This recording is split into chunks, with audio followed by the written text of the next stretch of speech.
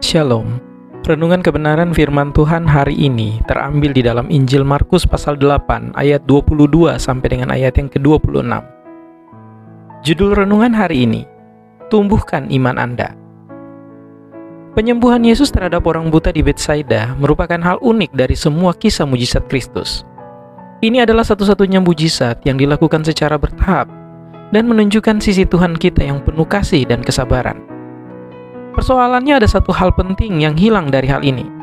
Kita diberitahu bahwa teman-teman orang tersebut percaya bahwa hanya satu sentuhan akan menyembuhkan teman mereka yang buta. Yang tidak kita dengar adalah orang buta itu mengakuinya. Sekarang, kisah tentang orang-orang yang menurunkan temannya yang lumpuh melalui atap dalam Markus 2 tidak mencatat kata-kata apapun yang diucapkan oleh orang sakit itu. Namun pertemuan itu lebih fokus pada pembuktian kepada orang banyak dan ahli-ahli Taurat yang hadir bahwa Yesus mempunyai wewenang untuk mengampuni dosa. Yang diberitahukan kepada kita dalam kisah itu hanyalah bahwa Yesus melihat iman mereka. Tidak secara khusus bahwa itu adalah iman hanya dari orang-orang yang membawanya. Kita dapat berasumsi bahwa Yesus melihat iman semua orang yang terlibat, dan bukan hanya mereka yang membawa teman mereka yang lumpuh. Dalam bacaan hari ini, kita diberitahu secara spesifik bahwa orang-orang yang membawa orang buta itu kepada Yesuslah yang memintanya untuk menyentuh orang buta itu dan memulihkan penglihatannya. Kita tidak pernah mendengar orang buta itu meminta kesembuhan atau dengan cara apapun mengakui bahwa ia percaya Yesus dapat memulihkan penglihatannya. Asumsi-asumsi itu berbahaya jika berhadapan dengan firman Tuhan. Jadi mungkin kita harus menyebutnya sebagai tebakan yang cerdas.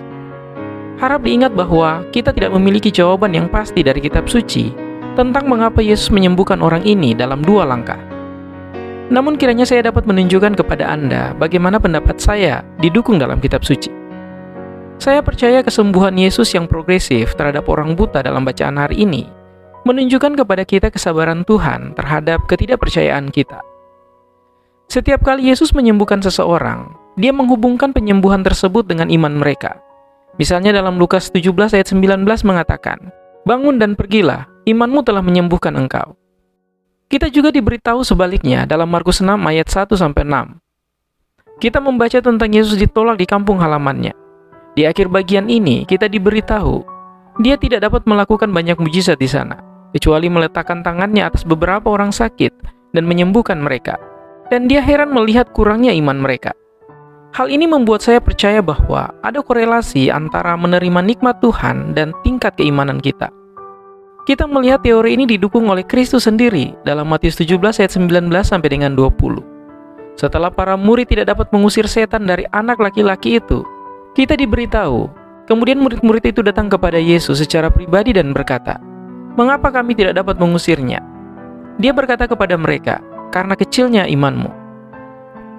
Mengingat hubungan yang terus-menerus antara iman dan mujizat, saya yakin Yesus sedang bertemu dengan orang yang beriman kepadanya. Pernahkah Anda menginginkannya percaya, tetapi tidak punya keberanian? Pernahkah Anda mengucapkan doa dengan tingkat keraguan yang bercampur aduk? Saya telah mencoba untuk merasionalisasikan kurangnya iman saya sebagai memberi ruang bagi kearifan rohani. Ketika Roh Kudus mengkonfrontasikan kurangnya iman saya harus mengatasi ketidakpercayaan saya. Saat itulah Tuhan mulai menjawab doa-doa kecil dan menuntun saya semakin dalam ke dalam iman. Teori saya mengenai bacaan hari ini adalah bahwa iman orang buta itu bersifat skeptis. Daripada mencela dia sebagai orang yang tidak percaya, Yesus berjalan dengan sabar bersamanya menuju iman yang lebih dalam. Mungkin itulah alasan Yesus membawanya keluar dari Betsaida. Kita tidak tahu percakapan kedua pria itu dalam perjalanan singkat itu. Tetapi saya sangat ragu mereka berjalan dalam diam. Saya percaya Yesus menggunakan waktu itu untuk menangani hal yang lebih penting, kondisi hati dan jiwa manusia. Kemudian dengan memberinya penyembuhan awal yang sebagian, Yesus membuktikan kepada orang buta itu bahwa imannya akan menyelamatkannya. Dia meyakinkannya bahwa Tuhan sebenarnya bisa menyembuhkan kebutaannya. Ketika imannya bertumbuh, penglihatannya pun meningkat.